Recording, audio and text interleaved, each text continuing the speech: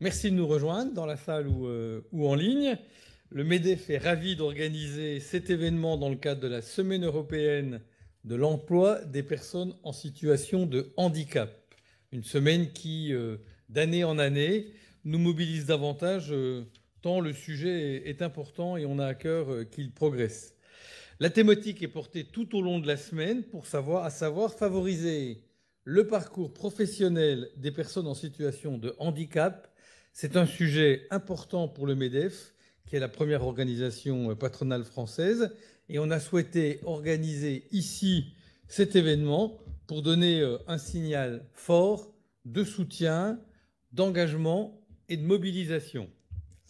Alors, peut-être premier mot sur quelle est la vision qu'on peut avoir du sujet en disant quelques mots sur le baromètre de perception de l'égalité des chances que le MEDEF et Candar fait depuis 2012 chaque année et qui indique le regard porté sur le handicap, visible ou invisible.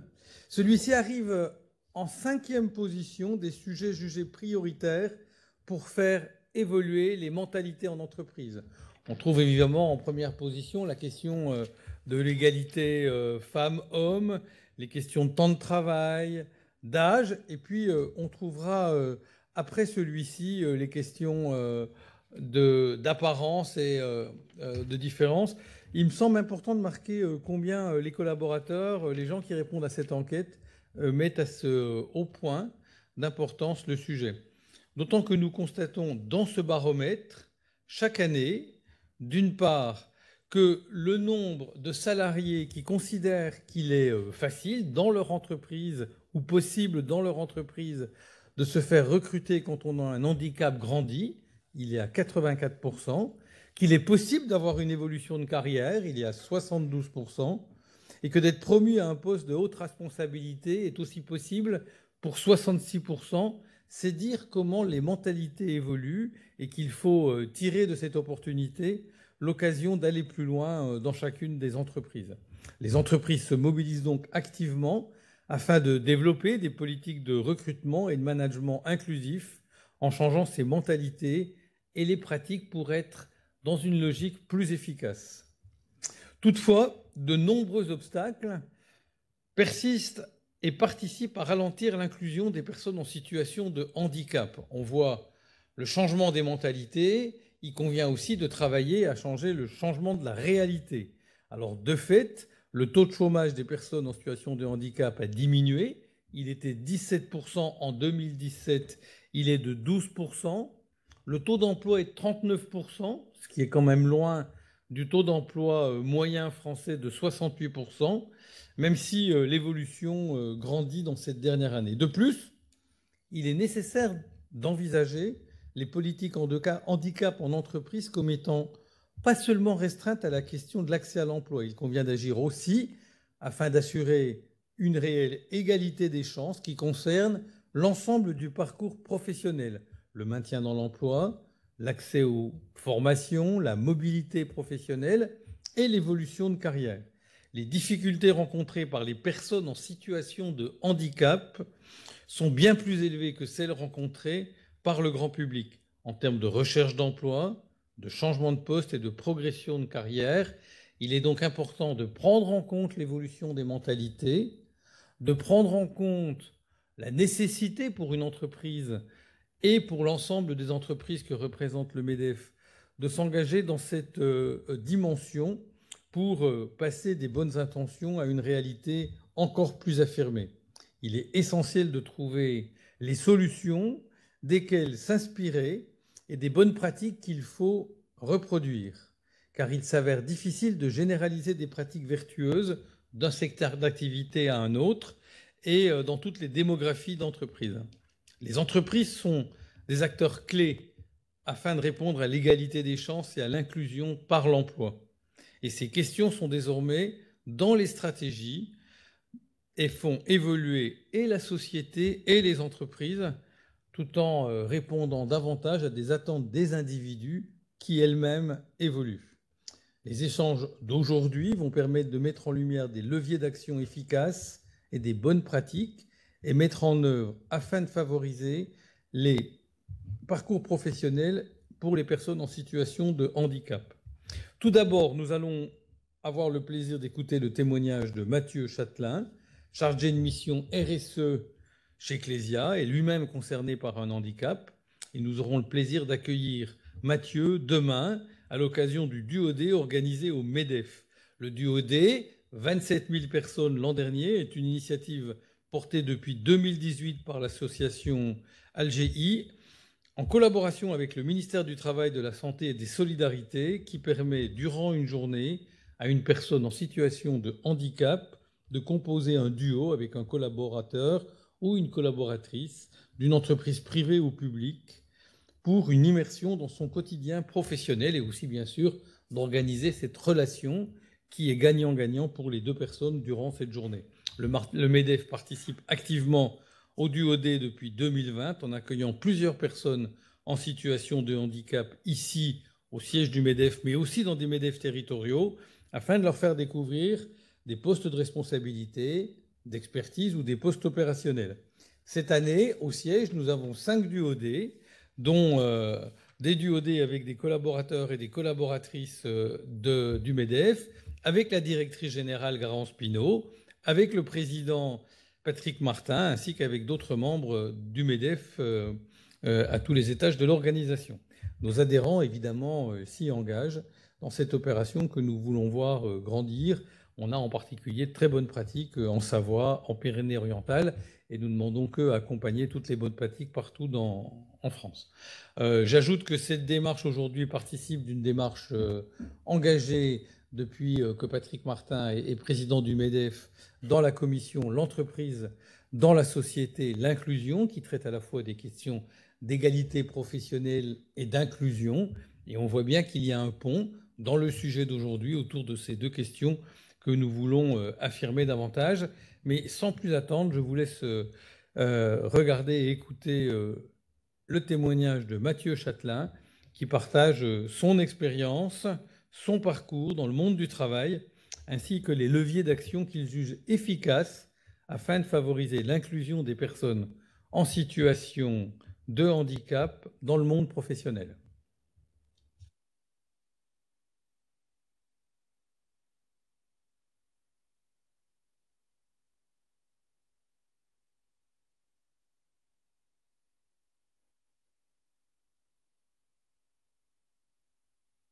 J'ai 36 ans.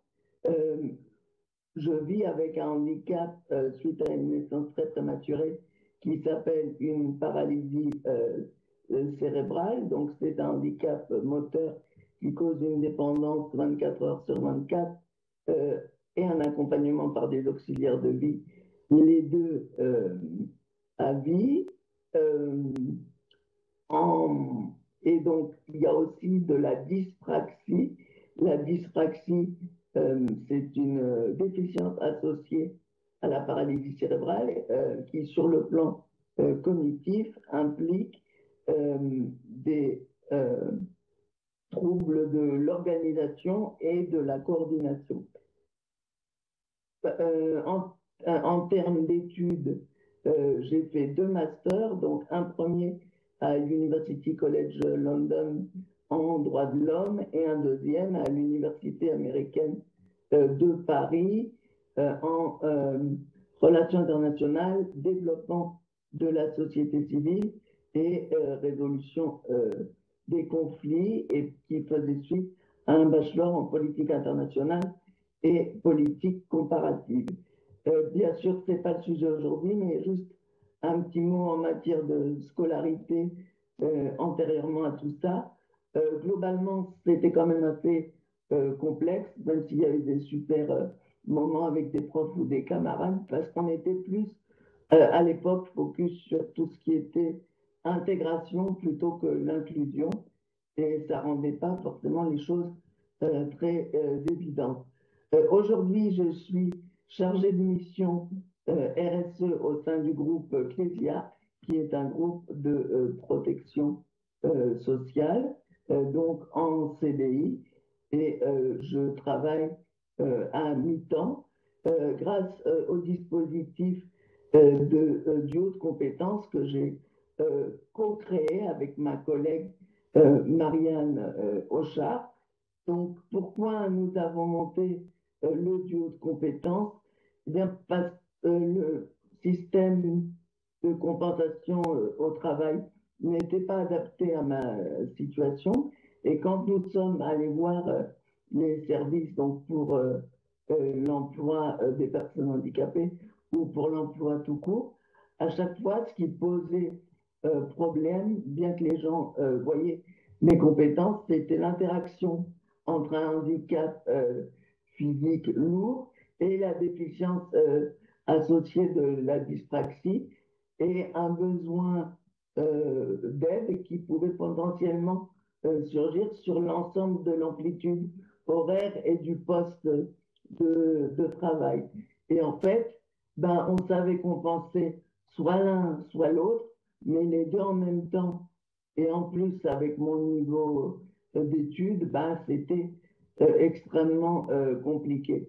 Notre solution, ben, ça a été de monter le duo de compétences. Donc, en fait, qu'est-ce que c'est le duo de compétences? Eh bien, avec Marianne, on se répartit les tâches en fonction de nos compétences propres, de là où nous avons le plus de facilité pour certaines choses, et puis en prenant en compte ce qu'il m'est impossible de faire ou très difficile dans un temps productif du fait de mon handicap. Et Marianne est à temps plein au sein de Clésia, donc elle a aussi ses propres missions.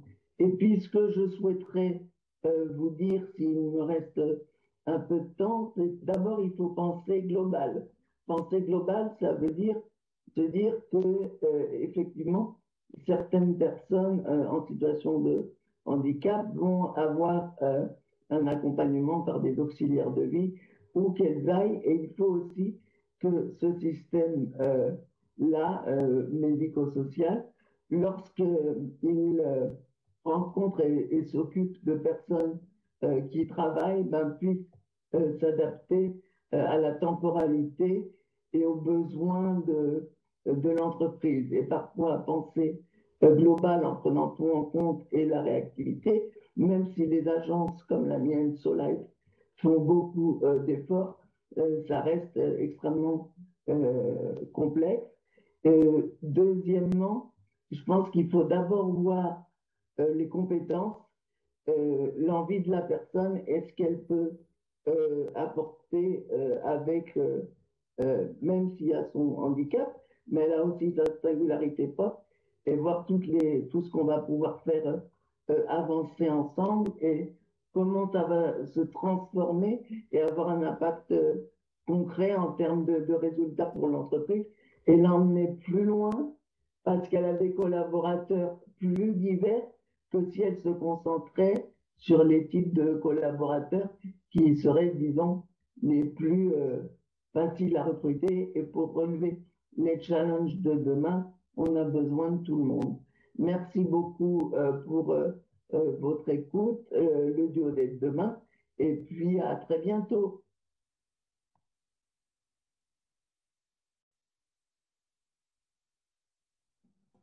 Merci beaucoup Mathieu pour cette intervention. Et de fait, demain, Mathieu sera avec Garance Pinault, ici au siège du MEDEF, notre directrice générale, pour vivre ce duodé. Alors maintenant, j'ai l'honneur d'accueillir Sophie Cluzel et Christian Ploton qui vont me rejoindre ici.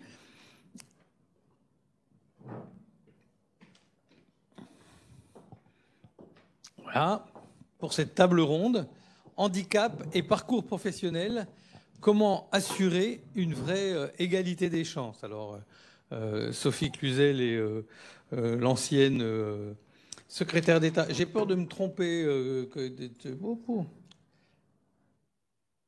Sophie Cluzel, vous vous occupez du handicap, ça je sais, secrétaire d'État auprès du Premier ministre, chargé des personnes en situation de handicap. Voilà.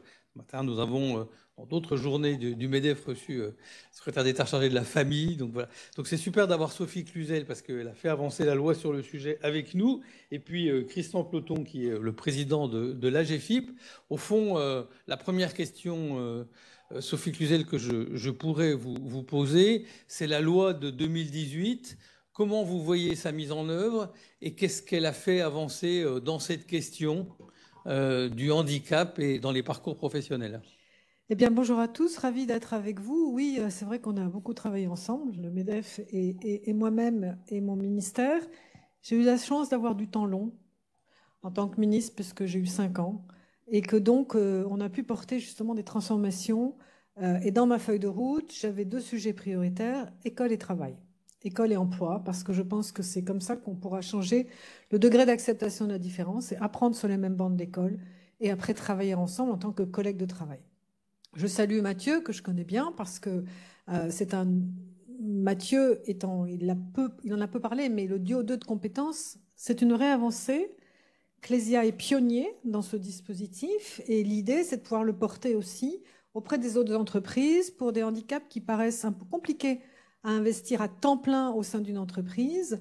Et c'est donc 2 compétences qui sont complémentaires sur un poste qui va avoir peut-être certaines identités et certains rapprochements pour permettre justement le plein épanouissement des compétences de la personne handicapée.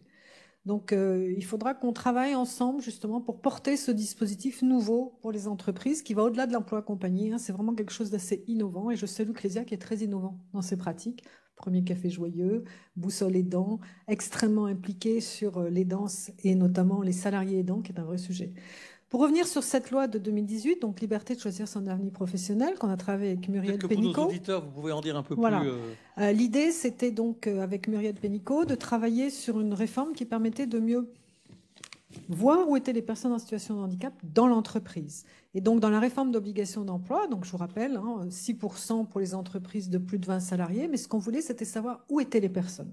Parce que dans les petites entreprises, même les très petites, moins de 20, il y avait des personnes handicapées. Et l'idée, c'était justement que l'AGFIP, donc le fonds qui mutualise justement les contributions des entreprises qui n'atteignent pas les 6%, puisse aussi accompagner les TPE et même les toutes petites entreprises, et je pense notamment aux commerçants, aux artisans, qui embauchent des personnes handicapées et qui pour autant parfois n'ont pas justement cet appui nécessaire et suffisant pour réussir certaines embauches. Donc l'idée c'était de pouvoir, avec plus de transparence, savoir où étaient les personnes handicapées, avoir une déclaration directe dans la DSN, donc impliquer directement les RH et l'ensemble des services de l'entreprise et que ça ne soit plus à part en termes de déclaration. Donc c'était une question de transparence, de visibilité, d'information. Et puis, il y avait aussi cette réforme importante du référent handicap dans les entreprises de plus de 250 salariés. Et là, je pense que c'est un vrai levier de transformation. Et la GFIP, mais Christian en parlera beaucoup mieux que moi, c'est accompagner justement la formation de ces référents. Et il y a donc des analyses de pratiques régulières où les référents se parlent entre eux, échangent entre les entreprises, ce qui est indispensable. Parce que oui, on ne peut pas faire du copier-coller dans toutes les entreprises, mais on peut s'enrichir des bonnes pratiques et on peut aller donc plus vite sur des politiques handicap qu'on veut mettre en place. Donc je pense une volonté de transparence. On a fait en sorte que toutes les expériences comptent, c'est-à-dire les stages, l'apprentissage. Dès qu'on met un pied dans l'entreprise, ça compte justement comme insertion professionnelle pour permettre justement cette chance de pouvoir pousser la porte de l'entreprise pour la personne handicapée et pouvoir acquérir justement un savoir-être, un savoir-faire au sein de l'entreprise. Donc c'était vraiment ça l'essence même de cette réforme dans la loi Liberté de choisir son avenir professionnel. Et puis l'apprentissage, levier énorme pour acculturer. Je rappelle, j'espère que ça va durer, perdurer, mais c'est en cours de négociation, que les aides à l'apprentissage, en tout cas pour les personnes handicapées, il n'y a pas de limite d'âge pour être apprenti en situation de handicap, et des aides financières importantes de l'État qui permettent justement aux entreprises de pouvoir bénéficier sur une embauche en apprentissage d'un jeune ou d'un moins jeune en situation de handicap, de pouvoir bénéficier de ces aides. Je pense que nous pourrons en tout cas nous assurer que ça perdurera au moins pour les personnes en situation de handicap. Après, c'est l'avenir qui nous le dira. Il est proche. Voilà un petit peu les grandes les grands axes, sachant qu'il y avait bien sûr toujours les achats inclusifs qui étaient priorisés pour beaucoup d'entreprises et je pense que c'est très important. Une grande réforme des ESAT pour permettre cette fluidité de parcours, pouvoir entrer et sortir de son ESAT tout en gardant, entre guillemets, la possibilité d'y revenir parce que c'était une grande crainte pour les travailleurs en situation de handicap. Rapprocher les droits des personnes qui bossent en ESAT de celles du droit commun du travail. Permettre cette fluidité, permettre aux entreprises adaptées d'autres aussi de faire les emplois tremplins, c'était important aussi. Donc voilà, tout un panel de dispositifs qui, pour moi, était du gagnant-gagnant pour l'entreprise. Et puis une grande mobilisation, je voudrais quand même finir par ça, avec le manifeste inclusion, auquel le MEDEF fait partie, c'est-à-dire un engagement maintenant de plus de 140 entreprises qui se sont engagées sur 10 items très simples dans la charte du manifeste inclusion, sur les achats, sur le numérique inclusif, on n'en a pas parlé, mais très important aussi pour l'autonomie des personnes, etc. Et qui perdure, parce que maintenant c'est un club d'entreprise. Donc ça, c'est mon petit bonheur, c'est de voir que même si je suis plus ministre, ces actions perdurent, manifeste inclusion. Donc tous les 3 mois, les patrons sont présents à ces petits déjeuners. Et quand vraiment, je dirais, le chef de l'entreprise s'engage, forcément, il doit rendre des comptes après à ses troupes. Et c'est comme ça qu'on avance, parce qu'on ne progresse que sur ce qui se mesure. Et ça, là, je parle aux chefs d'entreprise, ils savent ce que ça veut dire. Ça, et puis enfin, le DOD, vous l'avez dit, moi, je l'ai énormément poussé. Et aujourd'hui, on a plus de 30 000 duos qui sont formés. Et 25% des duos qui sont faits pendant les DOD amènent à de l'emploi. Donc, c'est un vrai levier de sourcing maintenant pour les entreprises. Et donc, faites-le, c'est une façon de s'acculturer. Selon là où vous en êtes dans votre politique handicap, l'entreprise s'en empare soit pour faire de la sensibilisation quand c'est un démarrage, mais maintenant aussi pour faire du sourcing, donc du recrutement de personnes en situation de handicap. Voilà un petit peu pour vous brosser le tableau. Merci beaucoup. Moi, j'entends bien ce que vous dites et je l'ai peut-être dit au début, je suis aussi chez Schneider Electric qui a à cœur d'être en cohérence avec cette démarche. Et de fait, je crois que c'est une question dans laquelle on doit travailler à tous les étages, c'est-à-dire à la fois à l'intérieur de l'entreprise, y compris dans l'alternance. Et pour y travailler, il faut le mesurer à chaque moment. Et pas seulement le mesurer a posteriori, mais y penser a priori. C'est pas une fois qu'on a recruté tous ces apprentis qu'on se dit, tiens, est-ce qu'on a un certain nombre d'apprentis soit issus des quartiers, soit en situation de handicap ou d'autres? Non, si on veut en avoir, il faut les avoir cherchés, il faut avoir ouvert le recrutement précisément sur ce sujet et la prise de conscience, mais aussi ce que cette loi porte à pousser les entreprises à le dire. Et le deuxième témoignage pour montrer un certain nombre de possibles à tous ceux qui nous écoutent. Il y en a évidemment beaucoup d'autres. Je suis aussi animateur d'une logique qui s'appelle le collectif pour une économie plus inclusive, dont nous avons parlé plusieurs fois et pendant lequel se mobilise Patrick Martin aussi. Et la semaine dernière, il y avait le forum des achats inclusifs. C'est hyper important, même dans des entreprises différentes, parce que sur des achats, il y a des achats très différents dans les entreprises, de le faire ensemble. Dans ce forum des achats inclusifs, chaque entreprise venait avec 2, 3, 4 partenaires d'achats inclusifs et singulièrement une majorité d'acteurs engagés dans le monde du handicap. C'est l'occasion de partager des bonnes pratiques, de faire connaître des acteurs et de faire en sorte que en étant ensemble sur ce sujet, on est plus fort. Je crois que la grande question du handicap, et je vais pouvoir arriver à vous, Christian Ploton, c'est aujourd'hui, quand on regarde les enjeux du monde de l'entreprise, on parle de la CSRD, on parle de la RSE, on parle des chaînes de valeur des entreprises.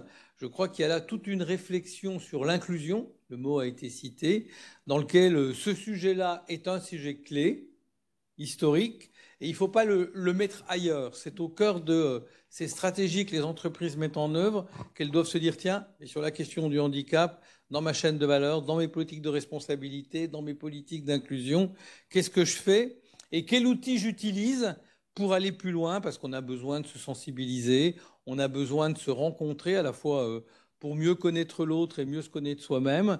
Pour un certain nombre de gens, il y a un certain nombre de freins, certainement d'inquiétudes, dans difficulté de la rencontre pour lequel il faut aller plus loin. Christian Ploton, vous êtes le dirigeant de l'AGFIP. Aujourd'hui, on est dans un contexte un peu nouveau, différent, avec France Travail. Alors, qu'est-ce que ce contexte nouveau apporte dans la collaboration avec vous et qu'est-ce que ça dit aussi de l'évolution de l'AGFIP? Et puis, en introduction, j'ai parlé du taux d'emploi. qui est encore inférieur au taux d'emploi de l'ensemble des Français de même âge, même si on voit que pour un certain nombre de collaborateurs interrogés, les barrières et les freins diminuent quand on regarde d'année en année. Alors, comment l'AGFIP se mobilise sur le sujet et puis quelles sont vos priorités dans le cadre de votre mandat? Voilà beaucoup de questions. Et moi, je vais commencer par le taux d'emploi parce que tout le monde l'agite. C'est très symbolique. À titre personnel, je prends cet indicateur comme un indicateur, pas l'indicateur clé. D'abord parce qu'il est tributaire de beaucoup de paramètres. Moi, ce que je retiens surtout, c'est aujourd'hui, on comptabilise plus d'1,2 million personnes en situation de handicap en emploi. Donc il suffit de regarder un peu en arrière. C'est un chiffre que nous n'atteignions pas. On a même connu des époques où le taux d'emploi était supérieur, mais avec un nombre de salariés porteurs de handicap bien moindre. Donc c'est pour ça que je dis qu'il faut le prendre avec beaucoup de distance et surtout regarder le chemin parcouru. Et en l'occurrence, 1,2 million, c'est une étape, ça fait que 3,6. Donc il y a encore de la marge. Il y a des entreprises qui, historiquement, sont au-dessus, d'autres qui ont fait un parcours pour s'améliorer, tendent, voire dépassent le 6%. Et puis il y a malheureusement encore beaucoup d'entreprises qui sont proches du zéro, voire à zéro. Donc ça veut dire qu'il y a du potentiel. Alors il est vrai que ce potentiel, il se trouve beaucoup dans les TPE, PME. Alors potentiel mal apprécié pour autant, parce que même si la nouvelle loi oblige à déclaration des entreprises de plus petite taille, nous ne savons pas dire combien il y a de personnes reconnues handicapées dans ces structures. Donc ça veut dire que les 1,2 million sont sous-estimés. Par ailleurs, je rappelle qu'il y a tout un potentiel qu'on ne sait pas comptabiliser. Et là, ça va être toujours une interrogation. Ce sont les personnes qui sont reconnues handicapés, et qui ne se déclarent pas à leur employeur puisqu'il n'y a pas d'obligation. Et ils sont certainement beaucoup plus nombreux qu'on ne le croit, d'où la nécessité, vous l'évoquiez, d'apprendre à se rencontrer. C'est-à-dire se rencontrer entre employeurs, salariés, mais aussi la pluridisciplinarité qu'il y a autour de l'employeur, médecine du travail, assistante sociale, référent handicap, parce que je pense profondément que les politiques RH ont beaucoup évolué. Fort heureusement, il y a beaucoup d'aspects de politique RH qu'on ne connaissait pas il y a 10 ans, il y a 20 ans. Alors, certainement avec cette dimension RSE qui oblige à regarder d'autres sujets. Donc je crois profondément que la confiance doit pouvoir se créer et beaucoup d'entreprises ont mis en place des modes de régulation pour éviter tous les travers qu'on a pu observer. Donc voilà, alors ça c'est pour les personnes qui sont en emploi. Depuis le début de la semaine, je passe mon temps à faire beaucoup de rencontres et je me suis attaché à faire des rencontres de différents niveaux. Alors certes, des décideurs, des associations, mais je tenais aussi à avoir des personnes en situation de handicap dans leur parcours, notamment leur parcours d'accès à l'emploi. Moi, il y a quelque chose qui m'a frappé, et ça aussi, c'est assez rassurant, ça me rend optimiste. Moi, j'ai des enfants, qu'est-ce que j'ai raconté à mes enfants, notamment mes filles? Ayez de l'ambition, soyez fiers de vous-même. Il faut croire en soi. Je veux dire, on a des compétences. On a tous, au départ, des compétences. Le tout, c'est qu'elles soient valorisées. Pour les personnes en situation de handicap, c'est pareil. Il y a des obstacles. La première façon de lever les obstacles, c'est cette confiance, c'est cette audace. Et moi, j'ai rencontré des personnes qui en ont. Et en parallèle, nous devons avoir des employeurs beaucoup plus à l'écoute. C'est-à-dire à l'écoute pour rencontrer, non pas comme on le faisait traditionnellement, un CV sur papier, qui était souvent d'ailleurs préfiltré, ce qui obérait beaucoup de chance, mais simplement se rencontrer pour dire, finalement, a priori, j'aurais envie de travailler avec cette personne, et vice-versa. Et je crois aussi que les évolutions des méthodes de recrutement, avec les job dating, les rencontres physiques, vont aider à ça. Alors bon, il y a peut-être les traditionnalistes des RH qui aiment les procédures bien calées et qui seront un peu déçus, mais je pense que les deux peuvent se coupler intelligemment, mais offrir des opportunités à beaucoup de monde. Alors Mme Cluzel évoquait les référents handicap. Je pense que c'est une étape importante. Et la GFIP s'était positionnée très tôt auprès d'elle pour dire on va s'en occuper, parce que le décréter, ça ne va pas fonctionner tout seul. Donc si on y croit, il faut qu'à un moment donné, il y ait une animation de ces référents pour les aider à se positionner, parce qu'une fois qu'on l'a décrété, finalement, on n'a pas tout dit. Ce référent handicap, il est outillé comment, qu'est-ce qu'on lui a apporté comme compétences particulières pour traiter ces sujets, comment lui-même va, dans son organisation, se mettre en relation, parce qu'il n'est pas forcément le décideur, ça dépend où il se trouve positionné. Donc très tôt, il y a eu la volonté de créer cette animation qui a donné le réseau des référents handicap. Et contrairement à ce qu'on pense, même si c'est une obligation pour les plus de 250 salariés, aujourd'hui le réseau dépasse ce niveau et touche des entreprises de moindre taille. Et on les retrouve dans ce réseau, notamment avec la grand-messe annuelle, l'université des référents handicap, l'URRH, qui s'est tenue cette année au Havre, qui se tiendra en mars prochain à Marseille. Enfin, entre les personnes présentes et celles qui étaient à distance, il y avait plus de 5000 personnes. Ça dépassait très largement les plus de 250. Alors ça sert à quoi? Ça sert à se rencontrer, à échanger notamment les pratiques, les bonnes pratiques. Ça évite de réinventer chacun dans son coin, confronter une situation, la manière de procéder pour la résoudre. Donc je crois que c'est très enrichissant.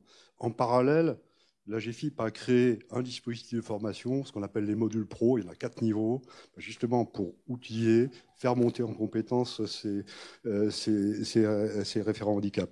Donc moi, je reste optimiste. Après, par ailleurs, la GFIP a toujours une offre de services assez classique, qui est traditionnelle.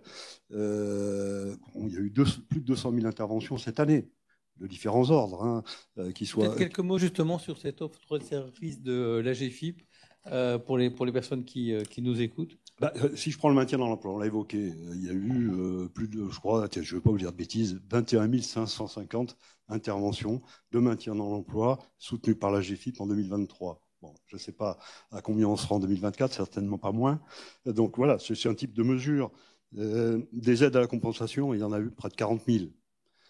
Donc ce sont des chiffres en augmentation assez constante. Ça veut dire que la GFIP s'est mieux fait connaître, doit s'être rendue progressivement plus accessible. On a fait un gros travail sur le digital qui n'est pas terminé pour faciliter cet accès aux aides. Donc voilà des dimensions intéressantes. Et puis après, c'était une question importante que vous me posiez, mais alors pour la GFIP, qu'est-ce que ça veut dire, l'arrivée de France Travail et ces transformations des services de l'emploi? Moi, je crois que c'est une vraie opportunité. D'ailleurs, pour tout vous dire, ce matin, avec le directeur général de France Travail, nous souhaitions nous afficher ensemble et aller sur le terrain. Donc ce matin, nous étions au marché de Rungis, tôt le matin, au frais. Alors pas pour visiter et voir si les légumes étaient beaux, non, simplement pour aller voir de manière très spécifique des personnes très engagées à différents niveaux, soit dans l'organisation du marché, soit des exploitants, pour voir ce qu'ils font, quels sont leurs problèmes. Alors pourquoi on a voulu y aller? C'est parce que nous, on travaille depuis longtemps avec le marché, mais France Travail n'y était pas. Ils viennent d'ouvrir une agence. Et bien sûr, dans cette agence, on souhaite qu'il y ait tous les ingrédients de la réforme et qu'on y trouve à la fois des personnes de Pôle emploi et bien sûr de Cap emploi. Donc c'est la voie qui est en train d'être prise. Il y a des projets très intéressants qui sont menés sur cet écosystème qui est très complexe par ailleurs. Voilà. Eh bien, on va travailler. On va travailler et je pense qu'il y a de belles choses à faire et qui vont nous servir aussi de terrain d'expérience pour aller reporter ça dans d'autres situations, parce qu'on voit aussi que dans les entreprises, il y a aujourd'hui de plus en plus de plateformes qui se constituent, ce n'est pas une entreprise unique à un endroit donné. Si on arrive à faire des choses intéressantes au marché de Rungis, je pouvais se dire avec les plateformes, ça va être très facile. Donc l'idée, c'est d'améliorer nos collaborations, de voir comment on peut travailler ensemble, parce que d'abord, la GFIP, toute seule, c'est un gros réseau, c'est 500 personnes présentes dans tous les territoires, même dans les DOM. Mais c'est 500 personnes. Il y a des milliers et des milliers et des milliers d'entreprises. La force des services de l'emploi, c'est justement cette présence partout. Et nous avons une complémentarité. Nous, notre rôle, c'est finalement d'apporter nos aides, nos soutiens et notre expertise. Parce que la force de la GFIP, c'est son expertise en matière de handicap. Donc voilà un peu l'orientation que l'on prend. Par ailleurs, pour les entreprises, a été développé au-delà des soutiens et aides classiques, d'autres dispositifs justement pour aider les entreprises. Donc c'est les diagnostics actions ou autodiagnostics. Donc, alors pourquoi je donne deux dénominations? Simplement parce que c'est ajusté en fonction de la taille de l'entreprise. On ne va pas s'adresser à une multinationale comme on s'adresse à une TPE. Mais c'est le même principe. Et c'est une façon de les accompagner dans la réflexion amont sur ce que pourrait être une politique handicap, les aider à poser le diagnostic, à construire les voies possibles jusqu'au plan d'action et les accompagner dans la mesure de la réalisation du plan d'action. Et ça, c'est très puissant. Alors, j'en parle avec beaucoup d'aise parce que dans mon entreprise, où pourtant le camp du handicap, on connaît depuis longtemps, on est traditionnellement au-dessus de l'obligation. Il n'en reste pas moins qu'à l'occasion de changements d'organisation, on a trouvé important de se poser et de faire le diagnostic action. C'était d'une richesse incroyable. Voilà ce que je peux vous dire. J'avais une autre question avant de passer à nouveau la parole à vous deux. Vous avez mentionné au début de votre intervention ces collaborateurs qui, dans le cadre de leur entreprise, ne veulent pas déclarer qu'ils sont en situation de handicap. Quels sont les freins que vous repérez aujourd'hui encore pour que des collaborateurs refusent ou aient peur ou ne veulent pas le faire? Et puis, qu'est-ce que les freins de leur côté, mais peut-être aussi du côté de l'attitude de l'entreprise, qu'est-ce que l'on peut dire pour diagnostiquer cette situation? Puis peut-être quels peuvent être les éléments pour en sortir? Alors, je pense qu'il y a le premier frein qui est certainement le plus difficile à surmonter, c'est la personne qui n'accepte pas sa situation. Ça existe. Il y en a qui ne veulent pas. Donc là, il faut laisser maturer, expliquer, mais ça prendra sûrement du temps. Après, il y a les personnes qui ont une appréhension liée au fait que peut-être que dans les opportunités d'évolution, dans l'opportunité de prendre des responsabilités, enfin bref, tout ce qui fait le parcours de carrière, ces personnes pensent que ça va les pénaliser. Et là, la responsabilité est à l'entreprise, c'est-à-dire qu'elle doit rassurer, démontrer sa capacité à faire, sa capacité à mettre en place les processus, les réalités de management qui évitent de tomber dans ces travers. Parce qu'autrement, on tombe dans les situations inverses. Des personnes qui ne le déclareraient pas pourraient, dans leur travail, finalement, démontrer certaines difficultés, certaines faiblesses qui pourraient être mal interprétées. Alors que si le handicap était connu, les dispositions d'organisation, les aides, les aménagements auraient pu être mis en place pour éviter cet écueil. Donc je dis attention, parce que l'entreprise peut se retrouver de bonne foi prise, j'allais dire en flagrant délit de mauvaise gestion, alors même qu'elle était dans l'ignorance. Donc ça, c'est à la fois une question de dialogue entre les initiés de l'entreprise, c'est-à-dire les RH, l'assistante sociale, le référent handicap, HSE, tout ce que vous voulez, bien sûr, santé au travail. Et je crois que c'est toutes ces personnes, dans leur action, qui doivent rassurer sur la capacité de l'entreprise à gérer correctement ces situations. Moi, je pense que c'est essentiel, mais aussi faire comprendre la pénalité qu'il y a à ne pas se faire reconnaître. Parce que c'est une pénalité.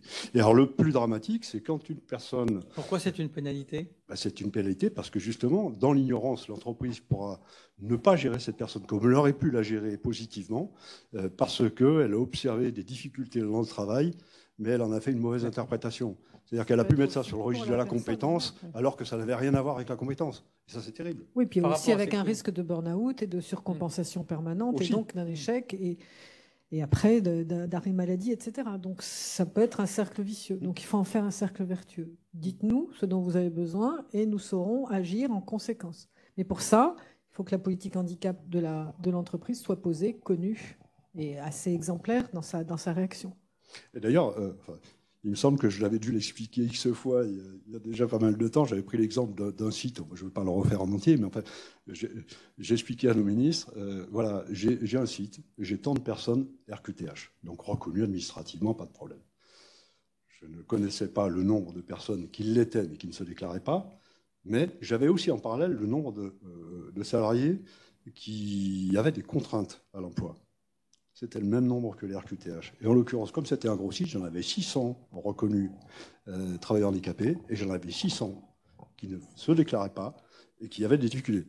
Et c'était souvent ceux qui me posaient encore le plus de problèmes, justement parce que ces difficultés à parler du sujet faisaient qu'on avait aussi des difficultés à trouver les bons aménagements. Vous avez parlé l'un et l'autre de leviers, vous en avez cité, Sophie Cluzet, quelques-uns. J'aimerais revenir sur ces leviers. Une interprétation qui m'est personnelle par rapport à ce sujet, quand je rencontre des entreprises et quand je vois aussi tous les enjeux de fait liés aujourd'hui à la responsabilité d'entreprise, c'est qu'on peut avoir le sentiment, qui me paraît être une erreur, mais que je vois et que je constate, qu'au fond, la politique handicap, c'est une vieille réglementation française, une vieille règle, et qu'aujourd'hui, il y a de nouvelles dynamiques, par exemple sur l'inclusion, la politique RSE, la CSRD, etc., qui ne sont pas très disantes sur le sujet, alors même qu'au cœur de ces nouvelles politiques, cette politique handicap, qui a la chance d'être un peu plus historique, pourrait être un moteur assez fort, directement sur le sujet, mais aussi pour en entraîner d'autres. Ça vaut peut-être le coup de se réinterroger sur les leviers qui existent aujourd'hui pour dynamiser le sujet et bien se dire qu'on n'est pas en train de suivre une vieille statistique par obligation, mais que ça participe aussi de la responsabilité d'entreprise et que c'est aussi une grande force et un avantage pour celles qui font quelque chose. Combien de collaborateurs on rencontre qui, j'ai envie de dire, ont la chance de travailler avec des personnes en situation de handicap et le reconnaissent comme tel dans ce que cela dit de la rencontre qu'elles ont faite, qu'elles n'auraient peut-être pas faite ailleurs et autrement. L'entreprise est probablement aujourd'hui un de ces creusets de relations avec des gens qu'on ne rencontre pas forcément dans la société. On est ensemble en entreprise, assez différents, on ne s'est pas choisi, et ne s'étant pas choisi, on a un parcours et un avenir en commun dans un bout de responsabilité, de respect, mais aussi de découverte. Quels sont les leviers que vous aimeriez mentionner l'un et l'autre pour dire qu'aujourd'hui, dans une entreprise, quelle que soit sa taille, il existe des pratiques, des accompagnements, des démarches qui permettent d'aller plus loin à la fois sur l'accueil de personnes en situation de handicap, et puis aussi on y reviendra un peu sur les parcours professionnels pour bien se dire que ce sujet, me semble-t-il, n'est pas que la question de savoir si on en a 6%, puis une fois qu'on a accueilli les personnes en situation de handicap, on a fait le job, alors que une vie professionnelle, c'est non seulement l'accueil, mais permettre à chacun de donner le meilleur de lui-même et de progresser. Alors, peut-être quelques mots sur les leviers qui vous paraissent les plus importants. Sophie Cluzel. Moi, je pense que c'est la notion de talent. Pourquoi se priver de talent qui peuvent être justement avec une perception peut-être différente de notre stéréotype normatif d'une fiche de poste correspond à un profil. Donc, c'est cette conception, en fait, de l'architecture un peu, conception universelle. C'est ce que disait Mathieu, regarder à 360, pensée globale. C'est-à-dire, qu'est-ce que ça va m'amener dans ma transformation managériale de prendre des personnes différentes et donc de travailler, quand je suis arrivée au gouvernement, j'ai voulu faire un benchmark un peu de ce qui se passait en Europe. Donc j'ai voyagé un peu partout. J'ai pris même le temps d'aller jusqu'au Canada pour voir comment ça se passait. Alors je suis allée voir au Danemark, parce qu'on me disait beaucoup le Danemark. Évidemment, le Danemark, ils ont 3,5, 3,8% de taux de chômage. Donc ils ont réfléchi vraiment à l'insertion professionnelle depuis au-delà. Mais comment ils ont travaillé? Ils ont travaillé sur la qualité de vie au travail de l'ensemble des salariés. Donc, ils ont pensé qualité de vie au travail et forcément aménagement des horaires, des temps, etc. Ils ont une réflexion globale sur qu'est-ce que le travail, qu'est-ce que ça doit m'amener, comment je concilie ma vie personnelle, professionnelle.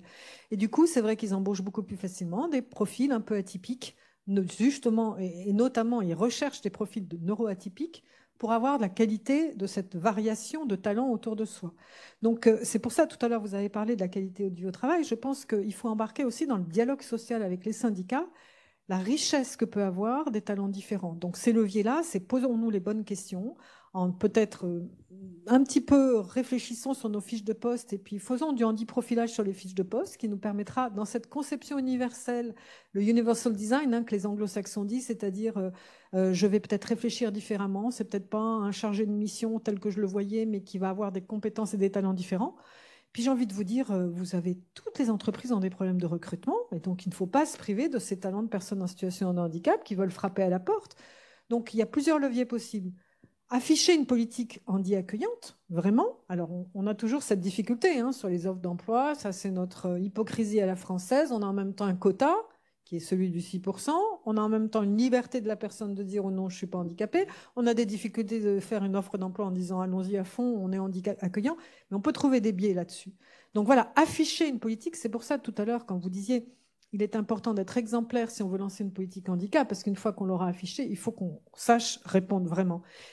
Mais aujourd'hui, quand j'ai lancé en fin de mon mandat, j'ai lancé le baromètre emploi-handicap.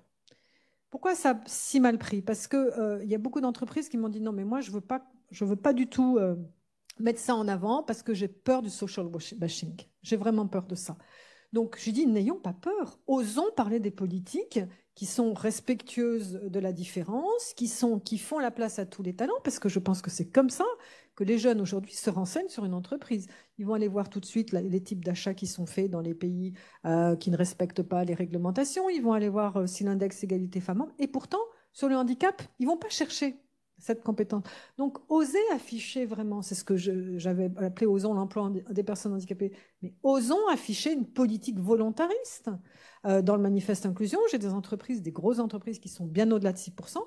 Quand vous allez sur le site internet, vous avez du mal à trouver cette performance. Or, pour moi, c'est une vraie performance sociale qui doit arriver avec performance économique. Donc, il faut l'afficher. Pour moi, c'est le premier point. Il faut savoir expliquer ce qu'on fait, comme quand on a une politique salarié aidant proactive. Là aussi, il faut l'afficher. Donc, n'ayons pas peur de ça. Il faut trouver les bons mots et puis il faut être bien sûr en relation au niveau de sa politique par rapport à ce qu'on affiche. Je pense qu'il faut le dire haut et fort sur ceux qui réussissent. Moi, je donnerai deux images qui montrent que finalement, les choses ne sont pas si négatives. Et je reviendrai sur ce qui a été dit sur la façon de mesurer. Et je vous coupe une minute pour dire à tous ceux qui nous écoutent que sur le chat, ils peuvent poser des questions et que ici, quelqu'un reprendra vos questions pour animer un temps de questions-réponses juste après ces interventions. La première, c'est quand on est en situation, dans une organisation quelle qu'elle soit, avec, dans les équipes de travail, une personne en situation de handicap, quelle que soit la nature du handicap. Les relations changent, ça se passe très bien, et je crois que chacun sait prendre en considération l'autre. Parce que ça marche dans les deux sens. Hein. Et une personne handicapée peut poser des problèmes à l'équipe de travail si elle ne fait pas l'effort de se rapprocher, de comprendre comment elle fonctionne. Et dans l'autre sens, si l'équipe de travail n'est pas bien préparée, ça ne se passe pas bien. Ça se passe toujours très bien, c'est même assez enrichissant. Ça, c'est la première image. La deuxième, alors oui, il y a eu beaucoup de débats sur finalement les politiques. Est-ce qu'elles sont bien situées? Est-ce qu'elles sont bien positionnées? Est-ce qu'elles sont assez entraînantes? Et il y a eu notamment le débat avec les entreprises sous accord agréé. Bon. Je crois que le vrai sujet, il n'est pas là. Le vrai sujet, c'est l'évolution de la société. Je le disais, j'ai des enfants. Moi, mes enfants, aujourd'hui, ils ont une dimension, une sensibilité éthique que je n'avais pas quand j'ai commencé à travailler. Et donc, ils regardent ça. Ils sont capables de partir d'une entreprise très rapidement parce qu'ils ont été dérangés par l'observation de quelque chose qui ne leur convient pas. Et ça je trouve que c'est très puissant. Et les entreprises qui ont besoin de talent, qui ont besoin de fidélité leurs compétences, elles sont obligées d'être vigilantes, qu'elles le veuillent ou pas. Elles n'ont pas le choix. Et du coup, ça les oblige à évoluer. Après, quand dans une entreprise, on a la prétention de faire une politique bienveillante qui notamment prend en considération les discriminations, je veux dire, on ne va pas faire de discrimination parmi les discriminations. Ou on les prend toutes, ou on n'en prend pas. Oui, bien sûr. Donc c'est ça qui me rassure. Donc voilà, donc je suis plutôt optimiste, c'est lent, il y a des entreprises plus matures que d'autres, mais je crois que le mouvement, il est inéluctable et on ne l'arrêtera pas, et tant mieux. Dans ce mouvement qui vous paraît à ne pas arrêter, et tant mieux, les entreprises qui veulent avancer, on a parlé de la GFIP, mais quel type de partenaires elles peuvent trouver, par exemple pour le recrutement, pour l'accompagnement un peu différencié des parcours professionnels? Est-ce qu'il y a aujourd'hui, probablement vivifié par la loi, un certain nombre d'acteurs qui peuvent être sur les territoires, des partenaires, des entreprises qui pourraient avoir la volonté, ont probablement la peur et souhaitent être accompagnés? Il y a une multitude d'acteurs. Hein. Moi, j'en citerai qu'un, après je vous laisserai la parole, cher Christian, mais vous avez parlé du mot territorial. Oui, en effet, c'est dans les territoires que se compose le recrutement, que le maintien dans l'emploi, etc. Donc vous avez tous les partenaires qui sont autour de France Travail maintenant. Et la force qu'a fait Thibaut Guilly, c'est justement de rassembler l'ensemble de ces partenaires sur des plateformes d'emploi, sur des plateformes d'accompagnement. Je voudrais juste parler d'un dispositif qui me tient fort à cœur pour les personnes qui sont quand même assez éloignées aujourd'hui de l'emploi, qui présentent des troubles psychiques, handicap psychique, qui est un sujet souvent handicap invisible, mais est souvent compliqué justement parce qu'il a besoin d'accompagnement. C'est le job coaching, l'emploi accompagné. Il a été créé dans la loi El Khomri, donc ça date de 2015-2016, avec le CFEA, le collectif France Emploi Accompagné. Moi, je l'ai énormément porté. Pourquoi? Parce que ce sont des personnes qui parfois sont fragiles et qui ont besoin dans la durée de cet accompagnement. Le job coach est gratuit pour l'entreprise. Il est fait avec des professionnels du trouble de la personne qui ont l'habitude d'être dans les entreprises. Il rentre dans l'entreprise avec la personne, il va travailler avec le collectif de travail pour expliciter justement les besoins peut-être d'accompagnement, de variation peut-être de troubles de comportement, etc. Et puis, il est réactivable autant que de besoin. Et comment on le trouve? On le trouve justement dans ces plateformes qui sont territorialisées, c'est-à-dire autour de France Travail, avec Pôle emploi, Cap emploi, les missions locales, les associations spécialistes des troubles, les maisons départementales des personnes handicapées, etc. Et on les trouve sur le site de l'emploi accompagné. Et voilà, donc l'entreprise, elle n'est pas seule. Par contre, elle est souvent mal informée. Vous avez raison. Donc merci de faire ce genre de forum pour pouvoir informer le plus possible les entreprises, gratuit, réactivable autant que de besoin. Et ce sont des spécialistes de l'accompagnement en entreprise. C'est parfois des profils ergo du travail, psychologues du travail, enfin voilà, très variés, mais qui connaissent bien les troubles et qui suivent la personne. Donc il y a ce lien qui est fait entre les besoins de la personne, son évolution professionnelle, réactivable autant que de besoin. C'est un exemple parmi d'autres. Alors effectivement, souvent on s'attache à regarder ce qui est au-dessus, donc les grands engagements, les grands partenariats qu'on formalise et tout. Mais en fait, le vrai travail, il se fait sur le terrain. Alors, il faut un encadrement, il faut fixer une ligne, mais il faut après avoir des modalités pratiques pour mettre en œuvre. Et moi, mon souhait, c'est qu'on soit beaucoup plus proche des branches d'activité, des fédérations en relais des branches, pour descendre jusqu'au territoire, où là, maillé avec France Travail et les services d'emploi, on va pouvoir travailler efficacement. On ne peut pas descendre directement au dernier niveau, mais on ne peut pas se contenter de rester au premier niveau. Donc voilà, ça c'est l'enjeu pour moi, il est là. En parallèle, la notion de handicap a beaucoup évolué. C'est-à-dire que le champ du handicap que l'on reconnaît, que l'on apprécie, que l'on veut traiter, n'est pas celui d'il y a 5, 10, 15 ans. Ce qui explique d'ailleurs l'évolution du nombre de personnes en situation de handicap, mais ça veut dire aussi, en parallèle, l'exigence de trouver les solutions adaptées à ces différents handicaps. Vous évoquez l'emploi accompagné. Alors oui, le dispositif, il date un petit peu. Je pense que ça a été long à mettre en route. Pour autant, il y en a qui le dénoncent, qui disent « ouais, mais l'objectif 30 000 ». Moi, je regarde toujours les chiffres qui rassurent et qui donnent envie. Sur les 4 dernières années, on a rajouté 2000 emplois accompagnés chaque année. On est aujourd'hui quasiment à 10 000, après 9 900 et quelques. Parmi eux, il y en a 20% qui ressortent des troubles de l'autisme. Donc c'est positif, ça. C'est insuffisant, mais c'est très positif. Vous parliez de CFEA, j'étais hier avec eux. Ils font un travail remarquable. Alors, dans un équilibre, encore un modèle qui est peut-être encore un peu fragile, qu'il va falloir solidifier, mais c'est un travail remarquable. Et là, il faut qu'on le développe, à l'évidence. Merci beaucoup. Alors, au MEDEF, nous avons la chance d'avoir Inès Fontlas, qui gère un certain nombre de sujets sur des enjeux d'égalité professionnelle, et en particulier cette question du handicap, et qui va peut-être nous poser en votre nom les questions que vous avez mises dans le chat. Tout à fait, merci Gilles. Alors première question, on parle de handicap et de parcours professionnel.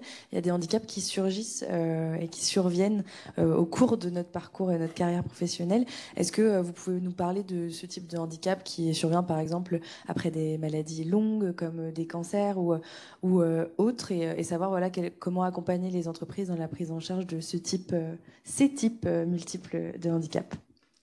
Et moi, je pense que là aussi, peut-être que c'est pas assez connu, hein, mais il y a des choses assez récentes qui se sont mises en place et on ne sait pas encore les utiliser bien. Voire, il y a des défauts dans le dispositif qu'il faudra sûrement corriger. Un exemple. On parle beaucoup des insertions professionnelles. Là aussi, il y a 5 ans, on n'en parlait pas. Les dispositifs se mettent en place. Il y a les cellules dans les entreprises, même les plus grosses. Parfois, on met en relais des comités en amont des cellules. Donc ça, c'est parfait si on arrive à le faire fonctionner, parce que ça permet d'anticiper au plus tôt, et bien anticiper, pour se donner la capacité à traiter la difficulté à laquelle on est confronté. Et alors, quand on est face à des situations de maladie où progressivement il y a de la perte de capacité, il faut cette capacité, cette possibilité d'anticiper. Et oui, peut-être que le sujet, on va le reprendre une première année, et puis l'année suivante, il faudra peut-être le reprendre, et tant pis. C'est-à-dire que aujourd'hui, on a les moyens de repousser au plus loin le risque de séparation entre l'entreprise et le salarié. Et ça, c'est une chance. Par ailleurs, on verra comment ça se mettra en place progressivement, c'est tout nouveau. Le FIPU, personne n'en parle. Je dis voilà, le FIPU. Voilà un dispositif, un fonds. Fournir quelque chose. C'est un fonds finalement. Alors, c'était le débat sur la pénibilité. Évidemment, il y a une solution qui a permis de trouver un outil mutualisé, évidemment, où il y a des moyens disponibles, notamment, pas que, mais notamment pour traiter les questions de maintien dans l'emploi. Voilà. Aujourd'hui, on dispose de beaucoup de choses. Il faut qu'on apprenne à les mettre en œuvre, que les entreprises les comprennent, qu'on sache les expliquer, mais ça ne se met pas en place simplement. Après, sur la partie cellules de désinsertion, c'est remarquable. Là où je suis plus préoccupé, c'est le manque de troupes au niveau des services de santé au travail. Parce qu'il faut aussi des personnes derrière, des médecins, des personnels infirmiers. On est en pénurie de médecins. Et ça va certainement pénaliser un peu la mise en œuvre. Ouais.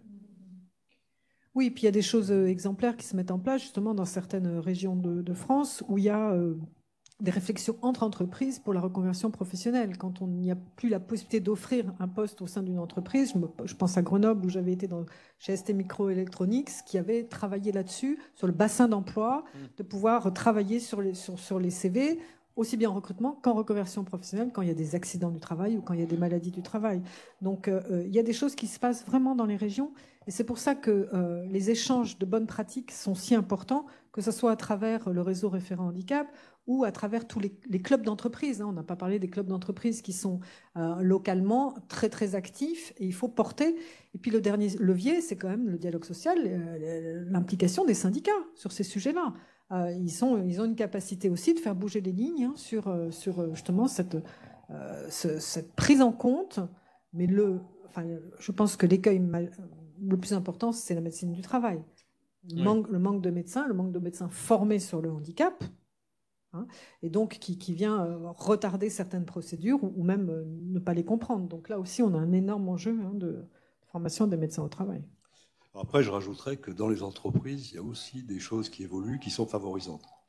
Alors, c'est plus ma partie, donc je peux en parler avec beaucoup d'aise.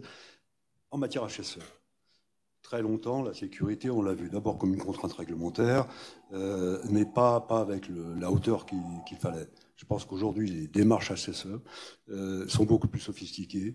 Je crois qu'il y a la réglementation, mais les entreprises aujourd'hui, toujours les plus grosses, mais elles doivent avoir un effet d'entraînement aussi avec tout leur tissu fournisseur, tout leur écosystème. Il y a des normes. Les normes sont très puissantes, très sophistiquées.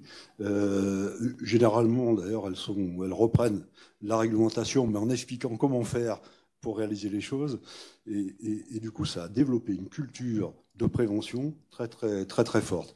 Et dans le lien entre RH et HSE, on parlait de qualité de vie au travail. Bon, alors, QVT, IPQVT, on l'appelle comme on veut. Je pense que ce qui est important, c'est de se dire que dans la culture des entreprises, progressivement, on parle travail en santé. C'est-à-dire qu'on considère qu'une compétence, ça ne se gâche pas. Donc, il faut l'entretenir. Et le meilleur moyen de l'entretenir, c'est que les personnes gardent la meilleure santé possible. Donc, les conditions de travail évoluent énormément. Oui. Et grâce à la technologie aussi. On voit bien tout l'appui de la technologie pour limiter les troubles musculo-squelettiques qui commencent vraiment à rentrer dans l'entreprise. Donc ça, c'est un enjeu majeur. Une autre question sur l'égalité des chances, qui est du coup le thème de la SEPH cette année. Il y a une étude qui est sortie récemment de l'IFOP avec l'AGFIP, le FIP et l'ADAPT sur notamment la réalité de développement des parcours professionnels à tous les niveaux entre les personnes en situation de handicap et les personnes valides. Et peut-être que vous pouvez nous partager les constats aujourd'hui de ce qui reste à venir, entre guillemets, et puis des chiffres que cette étude ont créé. Voilà. C'est comme la science. À chaque fois qu'on avance, on se dit que le chemin est encore plus long. Mais on progresse. Moi j'ai bien aimé la présentation que vous avez faite au début parce que vous avez retenu les chiffres positifs. Une étude en instantané, bon, c'est une image. Ce qui est intéressant, c'est de voir comment les choses évoluent d'un moment à un autre. Et d'ailleurs, la même étude, j'espère qu'on pourra la refaire pour voir si les choses évoluent. Mais en tout état de cause, on sent que le mouvement est plutôt positif. Moi, j'ai beaucoup retenu aussi dans les mouvements positifs la conscience que peuvent avoir les employeurs de cette notion de discrimination sur le handicap. Quand on a conscience des choses, ça veut dire qu'on est prêt à les traiter. Dans l'ignorance, on ne fait rien. Donc moi, je l'ai trouvée plutôt intéressante et positive. Après, il y en a une, vous ne l'avez pas citée, c'est le travail qu'on a fait avec l'APEC. Là, je l'ai trouvée pas préoccupante, mais en tout cas, elle mérite de s'y intéresser très sérieusement, parce que sur les cadres, quand on voit que beaucoup de cadres, et plus que proportionnellement sur d'autres populations, ne se font pas reconnaître, là, je me dis, attention, on est sur le management de l'organisation, donc sur des gens qui ont une forme d'autorité, une capacité de décision. Si eux-mêmes ne sont pas convaincus, comment vont-ils entraîner le reste de l'organisation à accepter et à travailler sur le sujet? Donc on a un vrai chantier, à mon avis, au niveau du management, et dans toutes les opérations de sensibilisation que nous pouvons construire à la GFIP, c'est un sujet qu'on va reprendre, parce que pour moi, c'est essentiel. C'est vraiment la courroie d'entraînement, le management dans une organisation.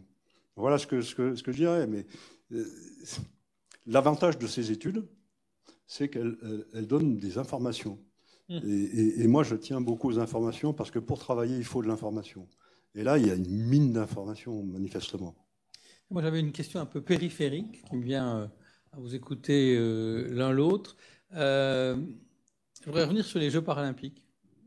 Parce que pour avoir été un moment en charge de cette question chez Schneider Electric et d'avoir progressé ici et là, parfois c'est pas que l'action en ligne directe qui fonctionne bien. On parle de sensibilisation des gens, vous avez parlé des cadres, on parle d'une vision différente de la question du handicap. Finalement, un certain nombre de personnes le connaissent assez peu, n'ont pas dans leur vie personnelle ou professionnelle eu de capacité d'interaction, et probablement que ça peut créer des freins. Est-ce que l'un et l'autre, qui est très très mobilisé sur cette question du handicap, vous imaginez ou vous constatez que l'engouement qu'il y a eu pour ces Jeux paralympiques, je vous rappelle, on a longtemps dit que personne n'irait les voir, puis finalement les stades étaient pleins et autres. Est-ce que c'est un levier? Est-ce que vous voyez une évolution? Ou est-ce que pour vous, c'est quelque chose qui est très à distance? Non, je pense qu'il y a un vrai changement de regard. Moi, j'avais eu la chance de faire 3 Paralympiques pendant mon mandat, puisque j'ai eu la chance de pouvoir aller justement en Corée du Sud et à Pékin et à Tokyo. C'est incroyable l'engouement qu'il y a, mais pas que l'engouement. Je pense que derrière, ça fait réfléchir énormément de personnes. Quand on voit sur le CCI Foot l'engouement qu'il y a eu sur la finale, je pense qu'on regarde extrêmement différemment les compétences, les capacités, les envies, les aspirations des personnes handicapées. C'est comme quand en 2018 ou 2019, je ne sais plus exactement, j'ai fait la grande campagne nationale, vous voyez, les personnes avant le handicap, avec les 3 mises en scène dans la vie privée, dans la vie amoureuse et au collège. Je vois bien l'impact que ça a pu avoir en changement de regard. Maintenant, il faut que ça se traduise dans les faits, c'est-à-dire que est-ce que ça va faire réfléchir des entreprises en se disant je vais pouvoir embaucher des athlètes paralympiques parce qu'ils m'ont démontré des capacités colossales et que ça peut être un atout dans mon entreprise. Je leur dis allez-y, faites-le. Quand j'avais été à Tokyo, j'avais rencontré le ministère de l'Éducation nationale. Il avait embauché tous les para-athlètes japonais pour être professeur de l'Éducation nationale à mi-temps en sortant des Paralympiques de Tokyo, parce qu'il a dit qu'en termes de transfert de pédagogique, c'était colossal. Bon, il y a une crise de recrutement des profs, on peut peut-être y aller aussi, non, je plaisante. Mais pour les entreprises, oui, ce sont des talents. Par contre, il faut les accompagner dans leur dynamique sportive, et donc il va falloir faire de l'aménagement de temps de travail, etc. Mais bien sûr, donc moi j'y crois forcément. Et comme je crois qu'un petit truc en plus avec plus de X milliers de personnes et de millions même qui l'ont vu, fait travailler dans la sphère familiale la représentation qu'on a pu avoir. Il faut qu'on fasse monter le degré d'acceptation de la différence. Ça passe par rendre visite les personnes handicapées, leur donner la parole et qu'elles la prennent, cette parole. Donc c'est dans les médias, c'est dans le sport, c'est dans la culture, c'est dans l'entreprise, c'est partout dans notre société. Mais oui, ça change. Moi, je suis une éternelle positive, ça nous rapproche tous les deux. Et ça a changé déjà. Alors, allons-y, à fond. Je suis un peu un éternel positif. Il se trouve que dans ma vie privée, je suis président d'une association qui s'appelle l'ANAE Loisirs pour tous et qui emmène qui accompagne des personnes en situation de handicap, soit à la mer, soit à la montagne, à Pralonnan, à Saint-Sorlin-d'Arves. Je peux témoigner qu'en 10-15 ans, sur les pistes, la vision des autres skieurs est quand même passée du qu'est-ce qui vient de nous prendre la tête sur notre montée mécanique, on va prendre du retard. Pas tous, mais à une certaine normalité et même trouver que ça avance sur ce sujet. La question des loisirs, d'ailleurs, pour les personnes en situation de handicap, qu'elles soient salariées ou pas salariées, est aussi une vraie question. Mais revenons aux Jeux paralympiques. Les Jeux paralympiques, je ne sais pas comment définir ce qu'on a pu observer. Je veux dire, c'était fantastique. Maintenant, on sait que c'est une séquence et qu'une séquence, ça finit par s'éteindre. Ce qui restera, à coup sûr, au-delà de l'enthousiasme, c'est le fait d'avoir vu des personnes capables de réaliser des choses que même soi, on serait très très loin de pouvoir réaliser. C'est énorme. C'est une performance. C'est des personnes qui performent. Ça, je pense que c'est nouveau. Parce qu'on n'attachait pas forcément handicap et performance. Donc ça, c'est une révélation. Après, j'en ai rencontré après les Jeux paralympiques, encore hier d'ailleurs, un joueur de l'équipe de Cécifoot. Moi, ce qui m'impressionne chez eux, et je pense que la culture du sport, du dépassement, leur apporte ça.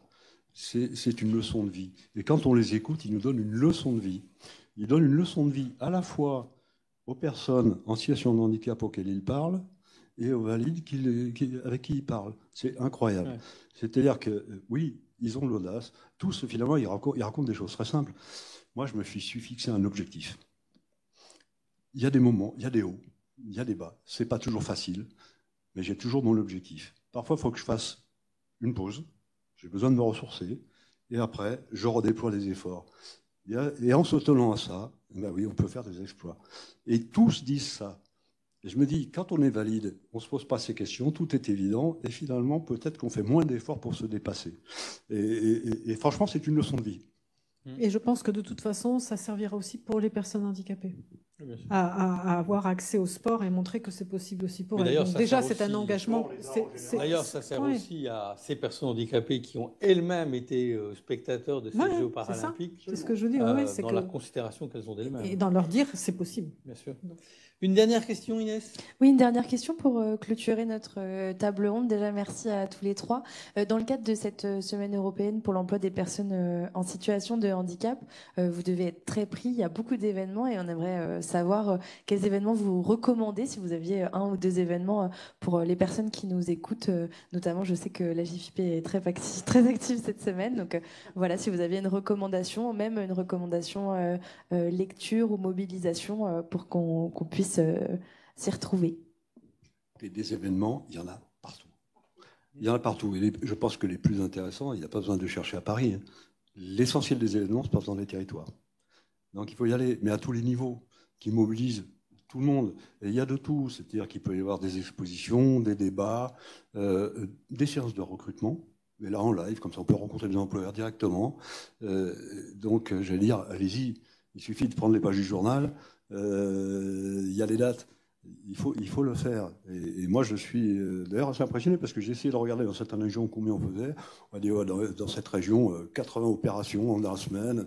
Non, c'est assez impressionnant. Donc, il faut y aller. Moi, j'en aurais qu'une à suggérer, c'est le DOD. Vous n'êtes pas obligé de le faire demain, vous pouvez le faire toute l'année, le DOD. Mais allez voir sur la plateforme du DOD.fr, posez-vous la question, interrogez votre entreprise voisine qui l'a déjà fait, interrogez le MEDEF, interrogez toutes les entreprises dans vos régions et faites-le. Et encore une fois, vous n'êtes pas lié au jeudi 21. Hein. Ça peut être toute l'année, ça peut être des DOD inversés aussi, il y a beaucoup de choses à faire. Mais le DOD, c'est une vraie matière, je dirais, pour démarrer peut-être une politique de sensibilisation quand on n'en a jamais fait, ou tout simplement, aller à fond dans sa politique handicap. Donc, sachant qu'il y en a chaque année plus.